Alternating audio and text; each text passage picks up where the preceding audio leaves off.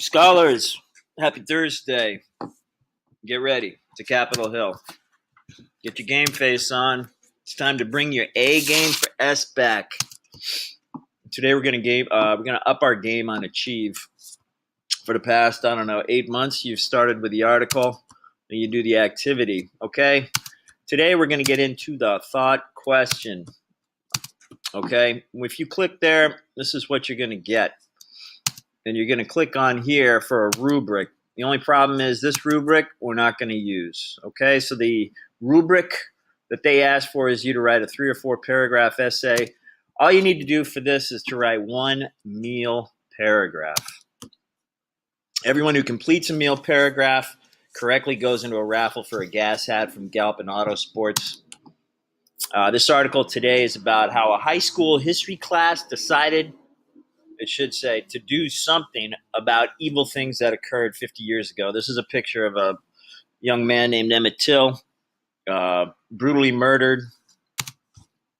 Victims such as the driver of this car, Walrus Jackson, were murdered during the civil rights era, and their cases were never solved. Mr. Jackson was a victim of a car bombing by the Klan. The murderers were never found. For the past 3 years, the students in this history class have been writing a bill to make sure these victims can still get justice. Anyone who's ever watched Schoolhouse Rock knows it is a long process to go from being a bill to becoming a law.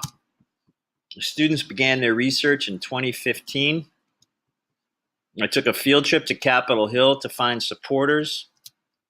They got it from people like Senator Doug Jones. They wrote the entire bill, but it needed the president's signature before January 15th, 2019. So they reached out via Twitter. One of the tweets got to the guy on the left, Christopher Ruddy, who shared it with the president.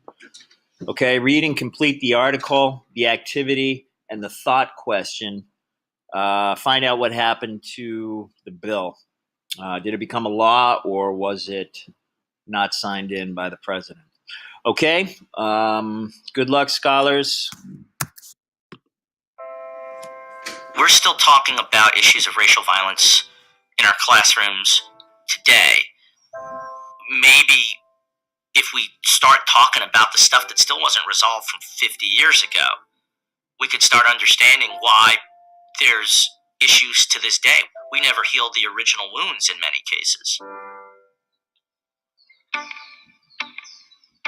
Partner up with somebody and update that person about where you are presently and trying to get representatives and lawmakers to meet with.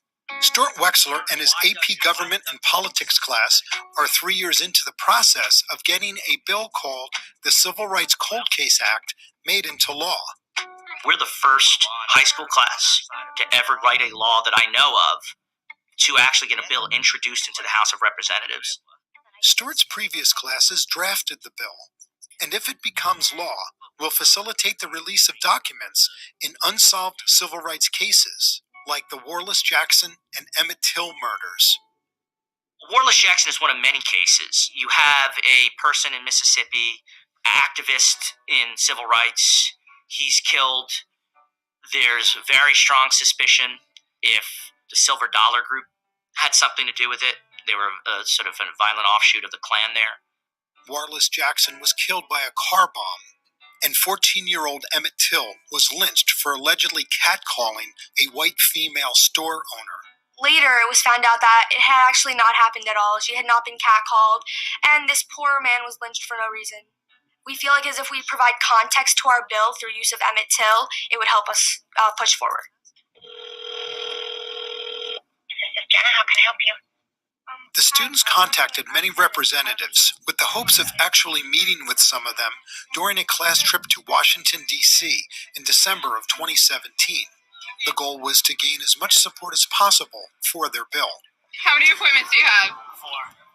The act basically aims to give closure to the families and victims of civil rights cold cases, and it will establish a review board to oversee these files and hopefully get them released to the public eye.